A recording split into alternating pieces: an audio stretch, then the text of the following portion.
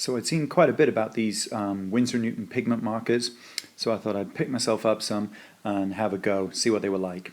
So I picked up a set of 6 markers. As you can see, you got white, black, a couple of different blues, reds and yellows.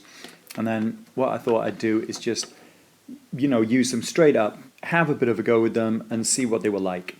So the first thing about them is their design, and a lot has been made about the way that they look. And they do look, quite amazing, almost like scientific. Very, very round barrel. I did notice that they rolled about quite a bit on the tabletops. And then the other thing is the nibs. So you've got your classic chisel, big fat thick nib for doing thick areas of colour, and a fine nib for doing those very, very small detailed bits. So the first thing I thought I'd do is just have a go with them like any regular person that would pick up these markers in a shop, take them home and have a go.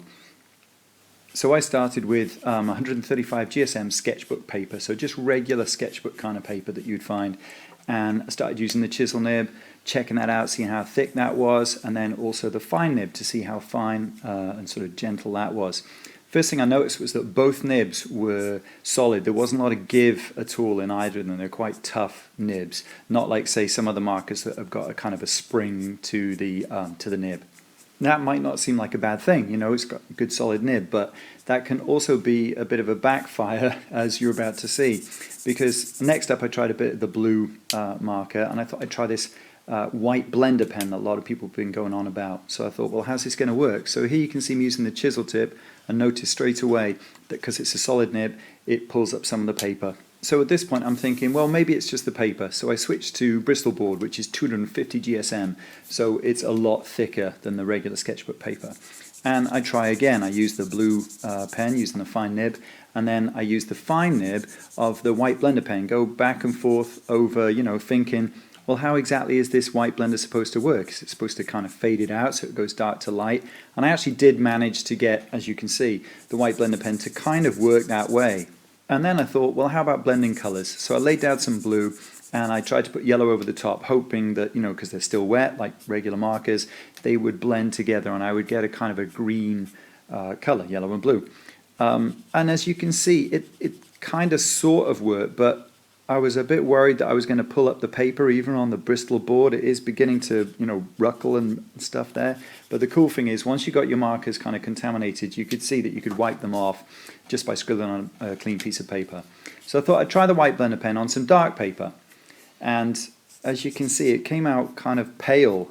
In the top left, you can see I was using some Posca paint markers there to just muck about doing some doodles. And you can see how much stronger and more opaque and thick that white is than the white blender pen used straight onto dark paper. So at this point I start thinking, okay, I'll try marker paper. So this is the lecture set paper, the bleed-proof marker paper used for pro markers. And I try and do a bit of blending, and yeah, the yellow and blue sort of, they look green, but it's not really blended. And it's this point that I just think, am I just using them wrong? Am I doing something weird with them that you're not supposed to do? So I try a bit of black, and I decide I'm going to use the white blender on top of this, see how this works. And it's kind of pale and it's opaque, and it starts to rub the paper up if I work it too much.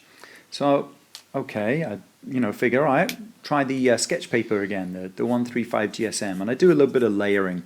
And they seem to layer really well, actually. This is me putting the second layer of the same red on after the previous red had dried. And it actually makes quite a nice sort of blend with just like one single color.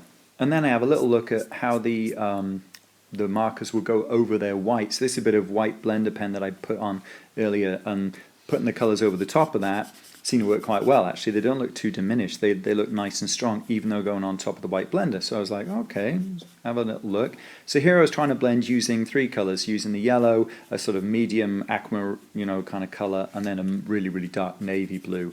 And yet I still couldn't blend them. They seemed to get absorbed into the paper straight away.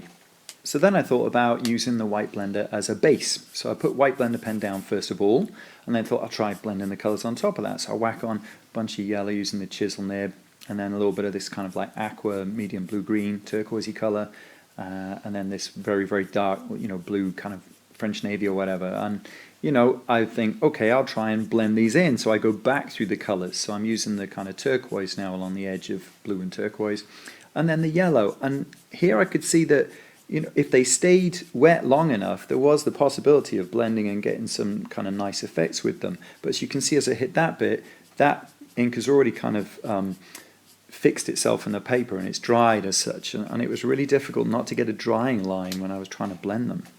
Undeterred at this point, I thought I'll crack on and I'll use the bleed proof, the marker paper again, see what I can do with this.